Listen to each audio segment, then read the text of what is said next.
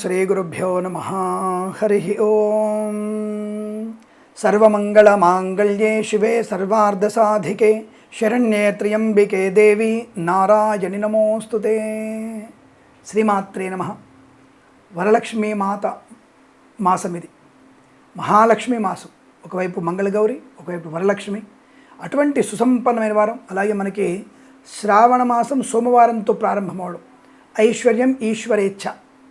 కాబట్టి ఈ వారంలో తప్పకుండా మనం ఖచ్చితంగా ధనధాన్య వృద్ధి పొందుకోవచ్చు. ఖచ్చితంగా మనం ధనధాన్య వృద్ధి పొందుకోవచ్చు. లాభాల పంట పండే అవకాశం. గత వారంలో స్వామి మీరు చెప్పినట్టుగా మరి నష్టం వచ్చింది కదా, 82,000 సెన్సెక్స్ వెళ్తుందన్నారు. అది 81,000 లోపలనే అది అయింది. నేనే ఒప్పుకుంటాను. నేను అంటే మరి పరిశోధనలో ఎక్కడో దగ్గర మనం సరిగ్గా మనం అంచనా వేయలేకపోతున్నాం. అందుకే అన్న నిరంతర పరిశోధన ద్వారానే చూస్తున్నాం మనం.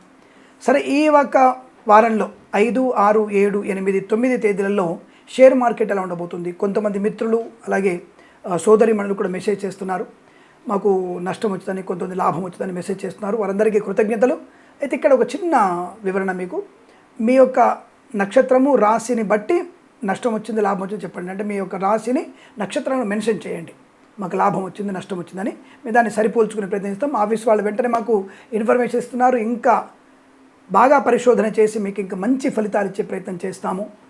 గత వారంలో 82,000కు బెంచ్ మార్క్ వెళ్తున్నటువంటి సెన్సెక్స్ 81,000 లోపలనే అది ఆగిపోయింది. కొంత నష్టం కూడా వచ్చింది, షేర్ మార్కెట్ నష్టం కూడా వచ్చింది. బట్ నేను చెప్పినటువంటి రాష్ట్రాల వారికి లాభం వచ్చిందన్న విషయంలో 71% నేను సక్సెస్ అయ్యాను. నేను చెప్పిన రాష్ట్రాల వారికి లాభం వచ్చింది, మిగతా వాళ్ళు నష్టపోయినారు. అందులో ఏమాత్రం సందేహం లేదు. సో కాబట్టి ఎందుకంటే పరిశోధన అంటే అది కదా, ఎవరికి నష్టం వచ్చింది, 3 నెలల ముందు ఎలా ఉంది, 3 నెలల ముందు ఏ రాష్ట్ర వారికి లాభం వచ్చింది, ఇవన్నీ మేము బేరీ చేసుకుంటూనే ఉన్నాం. కాబట్టి దయచేసి మీ యొక్క ఫీడ్బ్యాక్ మాకు ఇవ్వాల్సిన అవసరం ఉంటుంది అనేవి తెలియజేసుకుంటూ, మరి ఈ 5 రోజులలో ఉండేటువంటి షేర్ మార్కెట్ లాభం ఎవరికి అనుకూలత ఉంది, ఎవరికి నష్టాన్ని కలిగించబోతుంది అని అడిగితే, ఒకే ఒక్క రాశికి వారంలో స్టాక్ మార్కెట్లో నష్టాలు చవి చూసే అవకాశం ఉంది. కనుక దయచేసి ఆ ఒక్క రాశుల వారు మీరు షేర్ మార్కెట్లో పాలు పంచుకోకండి. అది వృశ్చిక రాశి. వృశ్చిక రాశి వారికి ఏమాత్రం కూడా అనుకూలవంతుని ఫలితాలు కనబట్టం లేదు. మరి ధైర్యం చేసి మీ జన్మజాతకం కనుక బాగా ఉంటే, అందులో పెట్టుబడులు వెళ్ళేస్తే లాభం రావస్తే అది మీ అదృష్టం. బట్ గోచార ఫలితాలలో అంటే వృశ్చిక రాశి వారికి గోచార ఫలితంలో అనుకూలవంతమైన ఫలితాలు లేవు. కనుక ఎట్టి పరిస్థితుల్లో మీరు 5, 6, 7, 8, 9 తేదీలలో దయచేసి మీరు షేర్ మార్కెట్లో పెట్టుబడి పెట్టకండి. లాటరీలకి జూదానికి దూరంగా ఉండే ప్రయత్నాన్ని చేయండి. ఒకవేళ రోజువారీ ఫలితాల్లో కనుక అనుకూలంగా ఉండి షేర్ మార్కెట్లో పెట్టుబడి పెట్టమని చెప్పినా ఓవరాల్గా మీకు అనుకూలంగా లేదు కనుక, ఒకవేళ రోజువారీ ఫలితాల్లో షేర్స్ కొన్నా దీర్ఘకాలిక కొనండి, ట్రేడింగ్ చేయకండి. అది మంచిది కాదు. సరే, మరి ఇంకా ఇతర రాశుల వారికి ఎవరికి బాగుంది అని అడిగితే, మేషరాశి వారికి అదృష్టయోగం, ఆ తదుపరి కన్యా తులా రాశుల వారికి అదృష్టయోగం, తదుపరి కుంభమీన రాశి వారికి అదృష్టయోగం. బాగా గుర్తుపెట్టుకోండి, మేషం, కన్యా, తుల, కుంభమీన రాశుల వారికి చాలా బ్రహ్మాండంగా ఉంది. మీరేం టెన్షన్ పడక్కర్లే. ఏమండి, మీనరాశి కుంభరాశికి ఏం నడిచింది కదా, మరి మొన్న ఇంతకుముందు కాక అంతకుముందు రాశులలో మరి మీనరాశి వారికి అదృష్టయోగం బ్రహ్మాండంగా వచ్చింది కదా. దాదాపుగా ఒక వ్యక్తికి 7,06,000 రూపాయల లాభం వచ్చింది. మరి దాన్ని మందం. కాబట్టి ఆయా రకమైనటువంటి జన్మజాతకంలో ఫలితాలు కావచ్చు, గోచార ఫలితాలు కావచ్చు, 2 కాంబినేషన్లో వారికి లాభం వచ్చి ఉంటుంది. అలాగే అంతకుముందు 3 నెలల ముందు ఒక వ్యక్తికి మనకి కేరళ లాటరీలో 13.5 కోట్ల ధనప్రాప్తి కూడా వచ్చింది. అతనిది కూడా మీన రాసే. బాగా గుర్తుపెట్టుకోండి. అంటే ఎందుకంటే మేము కూడా ఇవన్నీ పరిశోధన చేస్తూనే ఉంటాం. ఇప్పుడు పెద్ద పెద్ద వాళ్ళ యొక్క నక్షత్రాలు ఏంటి, అమితాబ్ గారు ఏంటి, అబ్దుల్ కలాం గారు ఏంటి, సో ఇలా మనం మోడీ గారు ఏంటి, ఇలాంటి వాటి పేరు పైన జన్మరాశిని చూసుకుంటే మేము ఫలితాలు చెప్పే ధైర్యం చేస్తున్నాం. ఎందుకంటే జనాలకి చాలా ఉత్సుకత ఏర్పడింది. ఆ ఫలాని వ్యక్తి నక్షత్రం ఏమిటి, షారుఖ్ ఖాన్ జన్మ నక్షత్రం ఏమిటి, ఇవన్నీ అడుగుతారు. మా దగ్గర అవి కూడా వివరాలు ఉన్నాయి, గుర్తుపెట్టుకోండి. ఎందుకంటే ఇవన్నీ మేము కూడా సేకరించే ప్రయత్నం చేస్తున్నాం. షారుఖ్ ఖాన్కి సంబంధించినటువంటి పేర్లో కూడా తను ఈ చాలామంది అంటారు ఇంగ్లీష్ ప్రకారంగా న్యూమరాలజీ ఫాలో అవుతుంటారు. ఇంగ్లీష్ అక్షరాల ప్రకారం న్యూమరాలజీ కాదండి, సంస్కృత భాష ఉన్నటువంటి న్యూమరాలజీ మనకి సరైనటువంటి వివరణ ఇస్తుంది. కాబట్టి మీరు బాగా గుర్తుపెట్టుకోండి, సంస్కృత సంబంధించిన న్యూమరాలజీ మీకు లాభాన్ని కలిగిస్తుంది. కాబట్టి ఆయన షారుఖ్ ఖాన్ గారి సినిమాల్లో ఉన్నటువంటి పఠాన్ సినిమాకి పేరు మార్చుకోవడం, పద్మావతి అనే సినిమాకి పేరు మార్చడం, ఇవన్నీ కూడా న్యూమరికల్గా కొన్ని మార్పులు చేశారు. కాబట్టి వాటిల్లో విజయం సాధించారు, మంచి ప్రయోజనాన్ని పొందుకున్నారు. వారు తప్పకుండా సనాతన ధర్మాన్నిగా పాటించాల్సిందే. షారుఖ్ ఖాన్ కానీ సల్మాన్ ఖాన్ కానీ సనాతన ధర్మాన్ని పాటిస్తారు, వాళ్ళు ఫాలో అవ్వాల్సిందే. కాబట్టి ఇక్కడ కూడా షేర్ మార్కెట్లో కూడా జన్మజాతకం ప్రకారంగాను గోచార ప్రకారంగాను మనం అన్నిటినీ సమ్మిళితం చేసుకోవాలి. కాబట్టి మనం ఇలా 4 నెలల ముందుకి 5 నెలల ముందుకు వెళుతూ రాబోయేటువంటి రోజుల్ని కూడా కాంబినేషన్ తీసుకుంటూ మేము చెప్పే ఫలితాలు. ఏదో నోటికి వచ్చిందల్లా గురుబలం బాగుంది లెక్కెట్టేసాం మీరు తీసేసుకోండి, కుదరదు. ఎందుకంటే మీకు జనాలకి సరైన ఇన్ఫర్మేషన్ ఇవ్వాలి. కనీసం ఇటువంటి విషయాల్లో ఆర్థిక విషయాల్లో 70 to 80% మనం పర్ఫెక్ట్ రిజల్ట్ ఇవ్వాలి. జన్మజాతకంలో 90% రిజల్ట్ ఇవ్వాలి. సరే, ప్రస్తుతాంశంలో షేర్ మార్కెట్లో మేషం, కన్యా, తుల, కుంభమీన రాశుల వారికి అద్భుతమైన ప్రయోజనాలు ఉన్నాయి.